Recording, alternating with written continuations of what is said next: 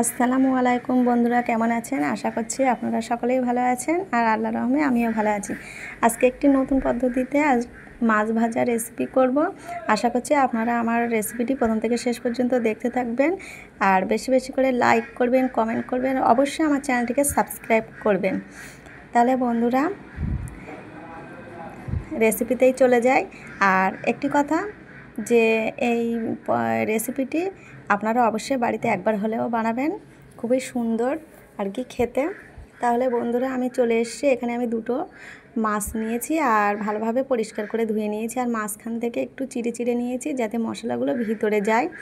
আর এখানে আমি নিয়েছি পেঁয়াজ বাটা, রসুন বাটা আর একটা টমেটো বাটা আর স্বাদ মতো লবণ দিয়ে দিচ্ছি, দিয়ে দেব হলুদ গুঁড়ো আর এখানে দিয়ে দিলাম জিরে গুঁড়ো আর একটু গরম মশলা দিচ্ছি। গরম মশলাতে আছে আর কি জায়ফল, জয়িত্রী একসঙ্গে গুঁড়ো করা।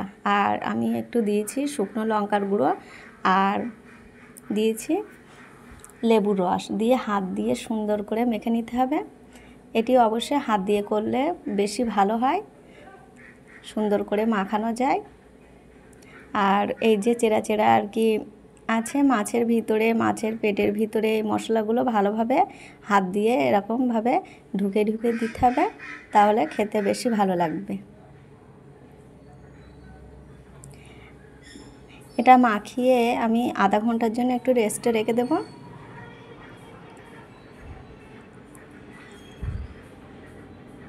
এখানে আধা ঘন্টা পরে বন্ধুরা আমি এই মাছের উপর থেকে মশলাগুলো একটু সরিয়ে নিচ্ছি। এই মশলা আর কি সহকারে দিলে পুড়ে যাওয়ার ভয় থাকে, কিন্তু এগুলো আমি ফেলে দেব না, এগুলো আমার কাজে লাগবে। আপনারা দেখুন আমি কি করি মশলাগুলো। এখানে আমি একটি ফ্রাই প্যান নিয়ে নিয়েছি আর দিয়ে দিয়েছি সরিষার তেল। তেলটা গরম হয়ে গেছে। এখন এক এক করে মাছ দুটোকে আমি উল্টে পাল্টে সুন্দর করে ভেজে নেব। আর অবশ্যই গ্যাসের ফ্লেমটা মাঝারি আঁচে রাখতে হবে, তা না হলে পুড়ে যাওয়ার ভয় থাকে। আর একটু সাবধানে উল্টে পাল্টে দিতে হবে। এইভাবে মাঝে মধ্যে আর কি উল্টে পাল্টে দিয়ে মাছটাকে সুন্দর করে আমি লাল লাল করে ভেজে নেব। দেখুন বন্ধুরা কেমন হয়েছে মাছ ভাজাটা।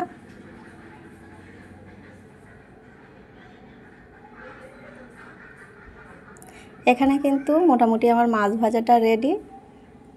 এখন আমি মাছ দুটোকে একটু সাইডে করে নিলাম আর যে মশলাটা ছিল আমি একটু পাশে থেকে একটু ভেজে নিচ্ছি। এদিকে মশলাটা ভাজা হোক, ততক্ষণে আমি মাছ দুটোকে একটু তুলে সাইডে রেখে দেব।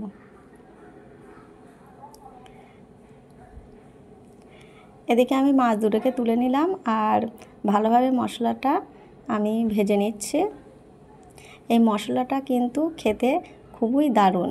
আপনারা অবশ্যই বাড়িতে একবার হলেও আমার মতো করে মাছ ভাজাটা করবেন। এইভাবে দেখবেন আর কোনো তরকারিও লাগবে না, মাংসও লাগবে না, মাছ ভাজা দিয়ে সমস্ত ভাত খাওয়া হয়ে যাবে। এখন আমি মশলাগুলো মাছের উপরে দিয়ে দিচ্ছি।